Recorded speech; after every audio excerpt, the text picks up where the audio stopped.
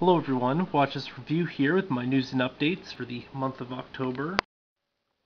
First up, the limited edition Spookylicious Pop-Tarts. These things are crap, don't buy them. Lots of stuff in terms of news, in fact too much stuff for me to entirely get done. I'm currently working on writing this WizKid story. NECA's HeroClix. This is this new sort of tab app, HeroClix tie-in. I don't know what to think about it. I mean, on one hand, I do kind of like the fact that HeroClix is sort of incorporating the same interactivity offered by other things, but, you know, if you actually look at the figurines, they look so awful, and then even the interaction here, But I imagine HeroClix fans might enjoy this, and it is a really cool concept. Of course, I don't own a smartphone or tablet or what have you, so I won't be playing it anytime soon. Otherwise, in a piece of particularly great news, we got confirmation that the NECA's Mogwai series will continue. I was really looking forward to Spike ever since seeing him at, well, I think it was like New York Comic Con last year, maybe? I can't remember. But back in August, they were possibly thinking of not continuing the line based on sales. Apparently they must have met their targets, because now he's coming out, and you know, I will finally be able to get a Stripe. Of course, the one I more care about is Mohawk, who I still haven't picked up. I should have pre-ordered him off Big Bad Toy Store, but I figured, you know what, I'll wait till he gets to retail, I'll save a few bucks. Right now he's sold out in Big Bad Toy Store, I think, and you know, Toys R Us not being very helpful, and Toys R Us is pretty much the only ones carrying the line at this point. But eventually I'll pick them up, so yeah. And now for a small bit of oddity, I was down Target's $5, well, they're sort of Halloween themed toy section, and among those was a Halloween decoed Batman, which is just, I mean, look at this thing. It looks like a cheap Chinatown bootleg. I imagine it's probably just one of the Dark Knight Rises figures with orange highlights and stuff, because if you look at the packaging on the back there, it even references the Dark Knight Rises. Of course, it has this sort of custom little placard there in the front with the pumpkins, so... And of course, the bubble is shaped like a pumpkin. Piece of crap. They're selling it for $5, which technically is cheaper than the Dark Knight Rises figures. I believe I'll probably wait until it goes on clearance after Halloween, because there's no way they're going to sell these things. Pick it up for like $2 or $3, which is a fair price for something of that crap attitude. In news that, no, that's not the news we actually care about. That's fine news, but basically, the Dark Knight Returns and Robin from, I guess, Batman Arkham City are available for pre-order now. This, of course, is one of the optional skins of the game. I picked up the game finally the other month. Still haven't played it. I will eventually.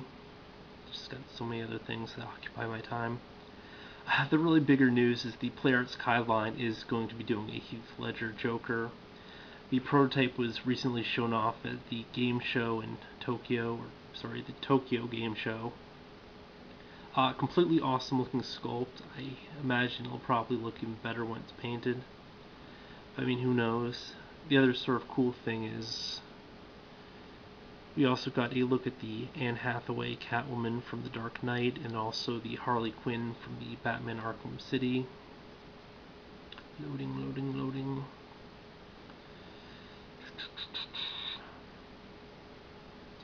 Both sculpts do look fantastic. The one thing is, it kind of looks like she's bustier than she's in the film and stuff. And also, when you look at the Bane, they also took some artistic licensing, because he's got like these huge arms, and when you see Tom Hardy's arms in the film, they're not that big. But I mean, obviously the Anne Hathaway Catwoman looks great. A lot better than that terrible little Movie Masters version that we have. So do I have the, I think I have the Movie Masters version right here. Beginning to review it. I know I haven't been impressed at all by the Movie Masters line. I just really hope that they will eventually wise up and just incorporate these movie figures directly into their DCU imprints. Especially because those are the only ones that really hit retail, and so far, all the Movie Masters lines not related to a comic book movie have been Maddie only, so it would make sense that they do just combine the two, but hey, whatever. You know, Mattel's gotta mess things up the way they gotta mess things up just from that Green Lantern's line. But yeah, the Harley Quinn from the Play Arts Kai line does look pretty great here. And of course, we now know that Atrocitus and John Stewart will be the next entry in DC Collectibles' 3 3/4 inch line. Very mixed feelings about this. On one hand, they're both characters I really like. On the other hand, John Stewart's head sculpt and face looks horrendous. And the Atrocitus, I guess he's okay. I mean, both the sort of constructs look really cool, except for the John Stewart has a yellow sniper rifle. Why does he have a yellow sniper rifle? I don't get it. I mean, the Atrocitus looks quite a bit better. And $25, probably not going to bother, especially because it's a con exclusive, meaning I'd have to have it shipped out to me or whatever.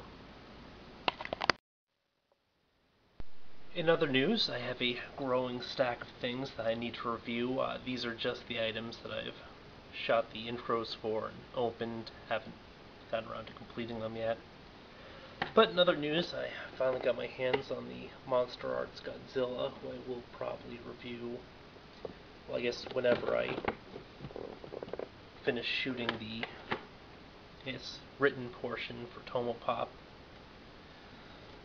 Technically kind of a sponsored reviewer now, because I did get this as a review sample, so go me.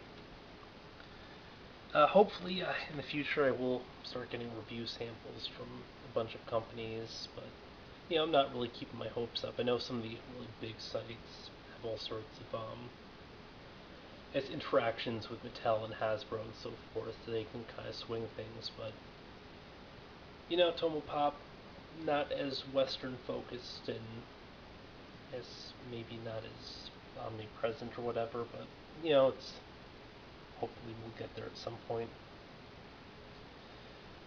But yeah,